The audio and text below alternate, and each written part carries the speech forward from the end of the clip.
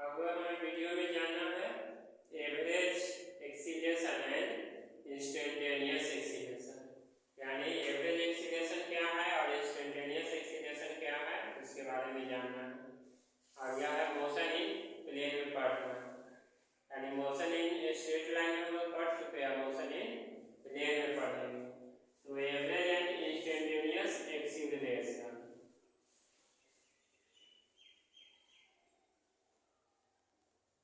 Acceleration in plane motion, ठीक है।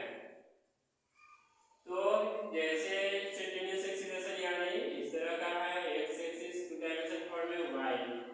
अब यहाँ से क्या हुआ कि हम इस तरह से कर्व पाथ यह हुआ, ये वेलोसिटी v1 यानी एक्सीलरेशन का रिलेशन किससे होता है, वेलोसिटी से। ये v1 है, यह क्या है, v2 है, ठीक है। तो इसका यानी अब हमें क्या निकालना है, एक्सीलरेशन यानी डिस्प्लेसमेंट के फॉर्म में डेल्टा v निकालेंगे। तो डेल्टा v क्या आ जाएगा, v2 माइनस v1 हो जाएगा, है ना। इस कंडीशन में हम जो निकालेंगे हम लोग, तो लिखेंगे एवरेज एक्सीलरेशन के लिए average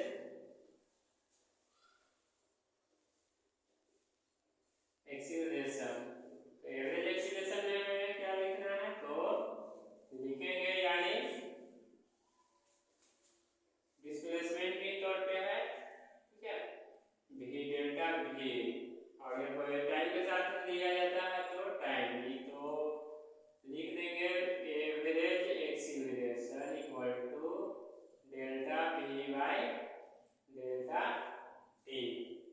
delta v by delta t करने का मतलब क्या हो गया, तो एवरेज इक्वल टू, इसको हम लोग इस तरह लिख सकते हैं v2, या डायरेक्ट यही हम लेंगे एवरेज एक्सीलरेशन के लिए मैं हमें ये फॉर्मूला देखना है ना, ठीक है। अब है इंस्टेंटेनियस एक्सीलरेशन निकालना।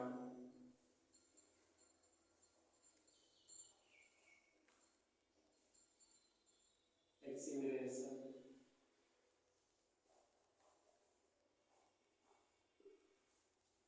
यानी इंस्टेंटेनियस एक्सीलरेशन ए निकालना है, तो इसका रिलेशन क्या हो जाएगा, तो एवरेज लिमिट की कंडीशन में। लिमिट की कंडीशन निकालने का मतलब है इस तरह से, ये कर्ण पाथ है, ये जो है वेलोसिटी को शो किया, और ये रिलेशन का दिखाया एक्सीलरेशन के साथ डेल्टा v का, है ना।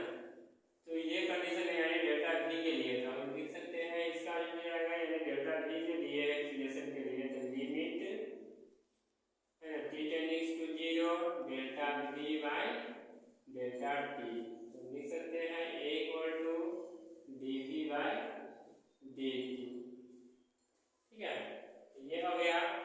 अब इसी में एवरेज एक्सीलरेशन और इंस्टेंटेनियस एक्सीलरेशन पढ़े हैं, तो यार इससे पहले वाले वीडियो में हम लोग पढ़े थे पार्ट 1 में एवरेज वेलोसिटी और एक्सीलरेशन में, उसमें हमें मैग्नीट्यूड निकालना होगा डायरेक्शन, तो किस तरह से निकालेंगे तो वो भी देख लेना। ये तो हमारा हो गया, तो इस तरह से जो है यहाँ पर है दिया रहेगा, ठीक है।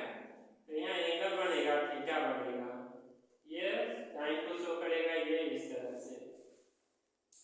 तो इस कंडीशन में जो हम लेंगे, तो यानी कहने का मतलब है जो लिया गया है, तो यह क्या होगा, एक्सीलरेशन ay में चलेंगे, यहाँ पर क्या होगा ax शो करेगा, यानी ये कंडीशन शो करेगा इंस्टेंटेनियस एक्सीलरेशन, यानी एक ट्रायंगल की तरह हम लोग एक फिगर बना देते हैं।